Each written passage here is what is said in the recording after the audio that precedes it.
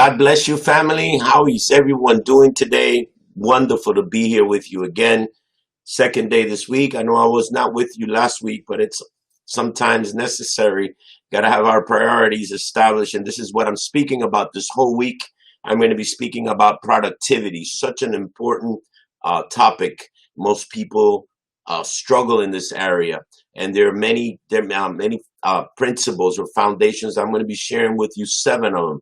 There are more, but there are 7 more most important ones that are necessary for this to be carried out in our lives. And I think one of the issues that we have most of all is also not just learning about things, but applying them into our lives in a constant and continuous, in other words, what I was teaching on Sunday, persevering in this until it becomes a lifestyle for us. In other words, when something becomes a lifestyle for you, you first have to learn it, of course. You learn it, you're taught it, you learn it, it gets imparted into you, but you have to make the decision, I have to make the decision to apply it in our lives. Otherwise, it's just knowledge that stays up here. That does nothing for us. We have to make that decision to say, I value this, I appreciate this, and most of all, of course, God's word.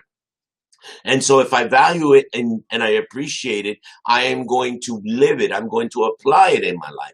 When you do that, God will give you more. If you don't do that, then God will not give you more. He will not give you more revelation if he knows you're not going to do anything with it. So it's very important. And what does this do? This add value in our life. This blesses us. Remember, when we put the word to work in our lives, when we put it to practice in our lives, it's first going to bless you. But after you are blessed with it, when you are walking it, when you're already carrying in it, now it's part of you. Now you can bless others because something that you carry, not something that you know. It's not the same thing as if you share something that you know and you share something that you carry. If you share something that you just know and you're not living it or practicing it, you're just transferring information, and that does nothing. People will say, oh, that's good, that sounds great, that's nice. But when you share something or you carry, you're not sharing it. It's called impartation, and it comes from your spirit to that other person's spirit. And impartation is what brings transformation, and transformation is literally a renewing.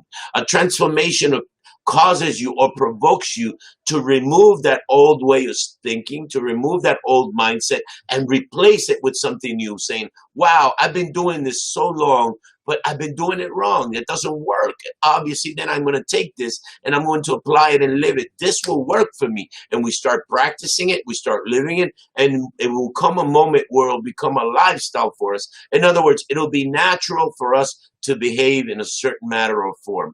This is what perseverance causes in us. When we persevere in something, it becomes a lifestyle for us. Like some of you have a lifestyle of exercise, and it was very hard in the beginning, but you persevered, and there came a moment where you received a breakthrough, and it was no longer a sacrifice or an effort for you to do that. It became a lifestyle for you. Now you enjoy doing it, and it's something that's beneficial to you. And it's beneficial to others. How is it beneficial to others? First of all, you're an example to others. And second of all, it's beneficial to others that you're not going to wind up sick and then your family having to be taking care of you, because you're going to be healthy and you're going to be able to help others. So it's a blessing. And taking these principles that I'm sharing with you, they're founded and they're based upon the word. Speaking about productivity, which I'm speaking on this week, and I started sharing with you yesterday, letting you know we should all be aware and have a revelation that we are not owners of even the time in our life. We are just stewards of it, and we are called to be good stewards of it. If anybody's connected on Facebook Live or on our webpage, please write to me and let me know so I can know that the signal's getting out there. Just write the word connected just so I can know, and thank those of you that are writing on Instagram right now, so I know some of you are out there. So speaking about the first principle, or the first the foundation, one of the primary foundations of being productive, not on a daily basis, but as a lifestyle, was the fear of God. I shared this with you yesterday, knowing that since we are stewards and we're not owners of our own time, then one day we will be accountable to our Heavenly Father for the time, what we did with our time, what kind of things we did with our time. And it's very, very important. Not only if you work in ministry, also if you work it secularly. I shared with you this verse yesterday, and it's Colossians 3:22, and it tells us to obey our earthly masters. It says, obey our earthly masters in everything. And then it says, do it with sincerity of the heart and reverence for the Lord. Why did it say that? Because the Lord is the one who established the principle of authority. All authority is derived from him. And when we resist even our bosses, we are resisting an authority that was established by God. And the word says that we bring damnation upon ourselves. I don't know, you're a wise man and woman and you don't want to curse yourself. And I know I don't want to curse myself. So what do? To correct this? We submit. We live under authority. We are accountable, and knowing that we are accountable for every minute of our day. When Jesus comes, we're going to be held accountable for this. So the fear of God is the first foundation or the first pillar to having a productive lifestyle. Because I'm not just speaking about a productive day, but I'm speaking about a productive lifestyle. If we put this to practice one day at a time, 1 week at a time, 1 month at a time, it will eventually become a lifestyle for you, a lifestyle for me, and we will increase our productivity. We will decrease stress in our life. You know, if you don't move, if you're not an organized person, you're going to generate stress for yourself. It's going to generate expenses that are not necessary, because if you're not organized, you're going to generate emergencies are going to pop up because you forgot things or you left things for another day. So it's very important. And then the second point, which is what I'm going to touch on today, is to develop good habits. It's very important that we develop good habits. This is why we must renew our mind. Most people go into their workday, or even at home, even if you're a stay-at-home mom, even if you're not working right now, but you have things you need to get done in your house. You have things that you need to get done in your finances. You have things that you get to know. If you're a businessman, you have things that need to get done in your business. Even if you work for somebody else, you have to, if you're productive, if you are organized, if your boss teaches you a certain way to do things, and you already know kind of like you got a feel for him or a feel for her, how they do things or how they like things done. And if you're a step ahead of your boss, you're organized, you're structured, you know what's going to happen? That person is going to start trusting you. They're going to delegate more tasks, more authorities onto you. There could be one day that you start off just as a regular employee, but you wind up as a supervisor because you're structured, you're organized. If you're a disorganized person, then that person is not going to trust you. Neither is the Lord going to trust you with more. You must be faithful in the little before God can trust you with more. So most people come to their work, confront their days without having any idea where they're going to start their day. Oh, how is this day going to go? So we must change those methods that cause us and provoke us to be unproductive, ineffective, and with our time. And we need to correct this. We need to change the way we think. We need to change our mindset. And that's a personal decision from everyone. If you're not an organized person, if you're not being organized, it brings lack of productivity. It brings loss of time. It brings unnecessary expenses. How is that? You know what? If you forget things, especially like if you're in a business or something, you forget something. Maybe say you need some product for your business to produce, but you forget because you're not organized. And I need to check my inventory once a week and see what I need so I can order what I have before it runs out. That's being organized. That's being structured. That's on your to-do list. You develop a to-do list, and I'm going to get into this in a moment. And if you're organized and you're structured and you do it, you will never run out of supplies. You will always have enough to continue to produce, even in the home, even in the ministry, if you're in ministry. So if you're not organized, what's going to happen is you're going to run low or you're going to run out. And then what happens? It generates expenses in the sense that you're going to have to place an order with overnight shipment. You're going to have to pay 5 times the amount of money for something that you could have ordered, via ground, and it will save you money. And this is what I'm talking about. It will also generate stress. You're going to generate stress for yourself. It's not that what you're doing bringing stress upon you. You're bringing stress upon yourself. So not being organized and not being structured brings unnecessary stress, unnecessary expenses upon us. It generates consequences. Sometimes we mess up and we tell people we're going to do something or this is going to be accomplished by a certain day, but because we're not organized, we're not structured. If you're a businessman, if you're a handyman and you're not organized and you're structured, being organized. I see so many people that do this. They work in the construction industry and they'll go to a job and then they'll start working 50 trips to Home Depot, causes you to take 5 days to do a job that you could have done in one day. What do? You go to the workplace, you see what you need to get done, and you develop a list of materials. That's being organized, that's being structured. What do I need for this job? If there's anything left over, what do? I return it afterwards, or I can keep it for another job. But most people don't work like that. They just, oh, I got to do this, but they don't see the whole big picture and develop a work plan.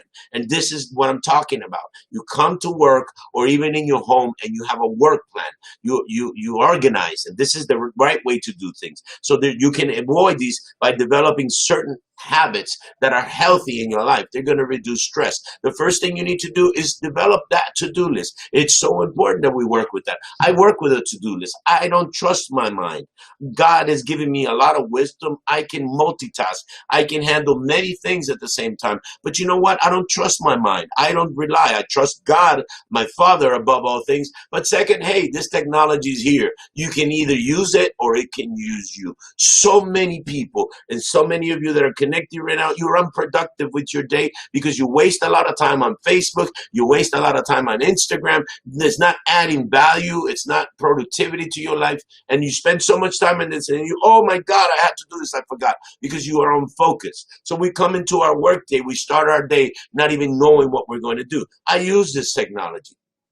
There's an app here called Reminders. I use it every day. I put my reminders in there. There's alarms that I have set, and there's tasks that I need to get done. There are short, immediate tasks that I need to get done. There are long-term tasks that need to get done. With those long-term tasks, I establish milestones. I have to get to this point by this day for this project to be finished on this day. And this is the way we should work. Be organized. So this list that you of to-dos must be developed not the day when you in the morning when you get to work. Okay, what do I got to do today? No, you should already come with that list prepared from the day before, from the night before. You develop that to-do list, even at home, even in your work, even in your business, even in ministry. This works everywhere.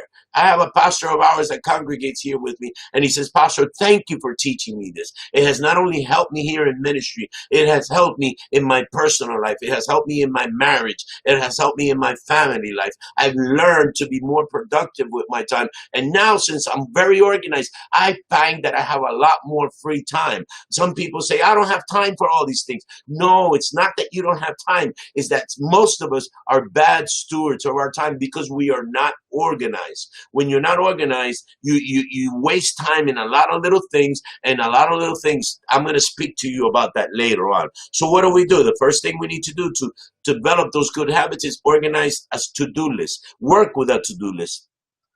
And you have it, and you prepare it the day before, so that when you come to work, when you come to your business, when you come to the ministry in the morning, you have a clear mind. In the morning, you're not tired, you're not dragged down, you're not bogged down, and all your mind is clear, and you look at your to-do list and you say, okay, this is what I better accomplish. And this to-do list must be developed in the order of priorities. What is most important for me this day? What is second most important? What are the things that I need to get done this day? In that order, that's the way you attack that to-do list in the order of priorities. First, most important, second important, etc. Another thing that you need to do is seek out within your to-dos. There are tasks that maybe you'll need to do yourself.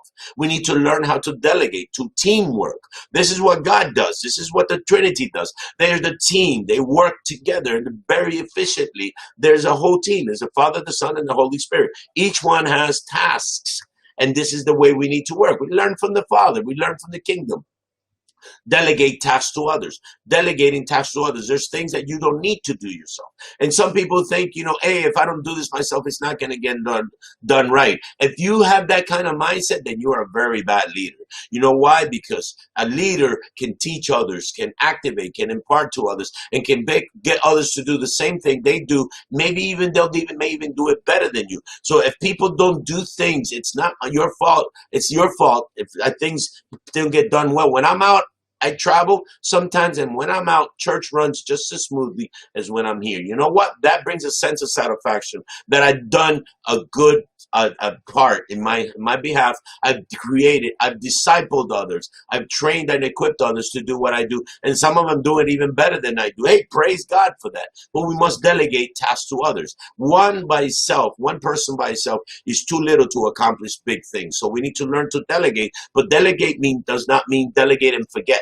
We have to follow up, because very few people have the discipline to start something and see it through. You give them something to do, but if they're not organized and structured, they already had something that they hadn't finished, or, oh, I forgot this, and they'll jump to that, and they'll jump to this, and then something you needed done in 2 days, you'll get a week later, you'll find out they haven't even started on what you asked them to do. So you must delegate and follow up on a daily basis. Oh, this can be so bothersome. Yes, it can. But if that person knows you're going to be checking on them every day, I can assure you they're going to get on that task that you delegated to them. Okay, so this to-do list, you can identify things on your to-do list that can be delegated to others, but not forgotten. You must follow up on them. Number 3, this list must be a short list. Can't be this huge list. And if this is the first time you're going to do this, you might find yourself with a book, but that's okay. That's fine. You just attack it in the order of priority. Delegate what you can. Follow up. And you go on this and persevere on this every day. And that to-do list will get shorter and shorter every day. But if you procrastinate, you put things off, that list is just going to grow. You're going to generate stress for yourself. You're going to generate expenses. This is wisdom that I'm imparting into you. I can share with you this week because this is a lifestyle for me. I have free time every day. You know why? Because I am organized. I am structured. So I have me time every day. I have family time every day. I have God time every day. I have ministry time every day. I have administrative functions that I do every day on a daily basis, 7 days a week. Yeah, 7 days a week. But I have time for myself. I have time with the Lord because I'm organized. I'm structured. And this is what I'm trying to teach and impart into you. And I pray that this is blessing you. Please, someone write to me from Facebook Live right now just so I can know. I haven't seen anybody right there. Anyway, I'm going to continue with this. So this list must be short. And the things that you did not finish from the day before need to go to the top of your to-do list for the following day. Because if they were important today, they're going to be much more important tomorrow if you didn't get to finish them today. So they need to jump to the top of the list, not to the bottom of the list, because then it's going to get delayed even more, and it's going to generate, once again, stress and expenses. So we must take those things that we did not accomplish during the day, and we must move them to the next day, to the top of that list. What else? We must leave time between one task and another. Don't just say, okay, I'm going to do this from 2 to 3. What if it takes you 2 to 4 to do it? What if it takes you a little longer? You need to have some breathing time between one task and another. And also, there are things that may pop up in the midst of what you're doing, in the midst of your to-do, in the midst of your schedule. There are things that unexpected things that pop up. Now, they're not all emergencies. They could be put off, but some of them might be emergencies. Some of them might be urgent, and you need to take care of them. If you don't leave yourself that little bit of playtime, that free time in between, just a little bit of playtime that you can make adjustments to your day, then it's going to delay your to-dos and your things you need to get done. They're going to be postponed to the next day. So it's very important and it's wise to leave time for these little events that may pop up during the day. What else? You must also clean that list on a daily basis. That to-do list must be cleaned out on a daily basis. And you must, the tasks that you finish, you erase them. That's why I use this. It's so easy to erase. But if you like pen, paper and pen, you go ahead and you just cross it out. I got this done and I got this done. And then you go ahead and you organize a new list for the following day. Don't keep this paper with a bunch of scratch on it. That's being disorganized. Get rid of it. Paper's not that expensive. But if you use this technology, you just hit delete. You can erase things. You can add things. You can change the order of priority of things. Technology is awesome. You can use it or it can use you. Most people nowadays, I see them and I go everywhere and everybody's on this, and most people are just wasting time on this instead of being focused on what they need to do. Now, I'm not saying don't do it. If you have free time and you enjoy it, go ahead and do it. But have you taken care of your priorities first, or is this consuming most of your time? Have you given your time to the Lord? Have you given the time to your family? Have you given your time to studying the word or taking care of tasks and things you need to do? And if you got free time and you enjoy it, then go ahead and do it. But make sure that you take care of those priorities. So on my to-do list, there's never any Facebook or Instagram time because I don't waste my time on this. I use it to transmit what I'm doing right now, to share messages or words that God puts in my heart. But I don't spend my time here looking to see what this person's doing or where they're at. I mean, I don't really have time for that. And I don't even enjoy that. You know, to me, that's like kind of gossip. That's all it is. But anyway, I'm using this right now, and I use technology to share the word. I use technology to help me stay organized. I clean off that list every day. When I get text messages about something, I take care of it. Once it's taken care of, I delete that text message. I don't leave it there anymore. On my emails, I clean my emails every day. I check my emails every day. You know, there's people that have accumulated thousands of emails there. They don't even know what's there because they don't check their emails every day, or you don't erase it. Once an email, something that you get is already been taken care of, then erase it, delete it. If you don't need it there for anything, then get rid of it and make it smaller. You got a much smaller bulk there in your emails. This is the good way to work. This is being organized. This is being structured. And also be organized. Part of this. I've sent text messages to some of our leaders here. Sometimes I send messages. I'll send a message about helping me promote the Sunday service. And I'll send this. I always send it on Thursdays, Fridays, the latest Saturday morning. And you know what? Sometimes I get a reply from people the following Wednesday, but it was for the previous Sunday, so it does no good already. And that's, you know why they don't check this on a daily basis? Because they're doing other things. But this is a method of communication, and if you use it, it can bless you. And don't let it use you, but you can use it.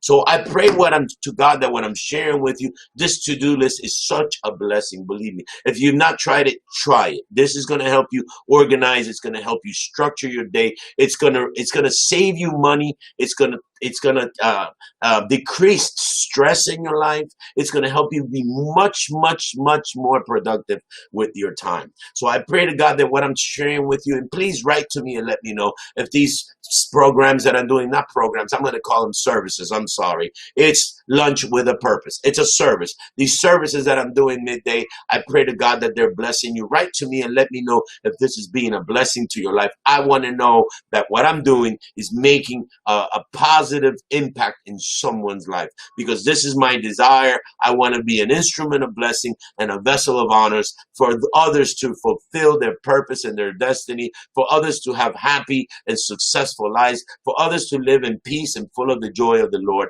and for others to fulfill what God has for them and to take that promised land. So I pray to the Lord, this is blessing you. We will continue tomorrow.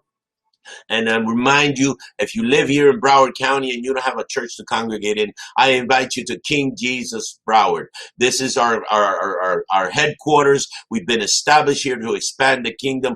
Come and join the kingdom. We are a kingdom church. You could just be a member here, or you could just be an active. You can become part of the vision and become part of what God is doing here in Broward County. If you don't have a church to congregate in, you can come to our church. Sunday mornings, we have a service, English service at 9 a.m. We have a Spanish service, 11:30 a.m. We have a bilingual service at 6 p.m. We have an institute, a Bible institute that we do every Mondays here. And Tuesday nights, we have House of Prayer. Tonight, I invite you to connect to our House of Peace, online House of Peace. We have not opened our Houses of Peace yet, but we do it online. We transmit it live online. Thursday night, if you're a musician, if you're a singer, you can come and audition to be part of our worship team. Thursday nights at 7 p.m., our worship team meets here. And Friday nights, youth service. There's so many youth out there right now. I invite you to come into our youth service. Very powerful services. Last night, the youth did a house of prayer in the back. We have a small chapel. They did their own house of prayer there. And next Tuesday, the youth will be doing house of prayer here with the adults, and they're going to be leading it. So it's going to be a very powerful night. I'm looking forward to it. God is lifting up a new generation. He's empowering you, a new generation, to take over and to continue the work that we started. But we won't be taking over. In other words, we will work together as a team, as a family. I love you. I bless you. I pray to God that God keeps you, that God protects you. I cancel every demonic assignment against you and your families. I bless you and I declare the Lord's grace and favor upon your life. Invite someone to connect tomorrow for lunch with a purpose at 12:30 p.m. in English and 12 p.m. in Spanish. I love you. Have a blessed day.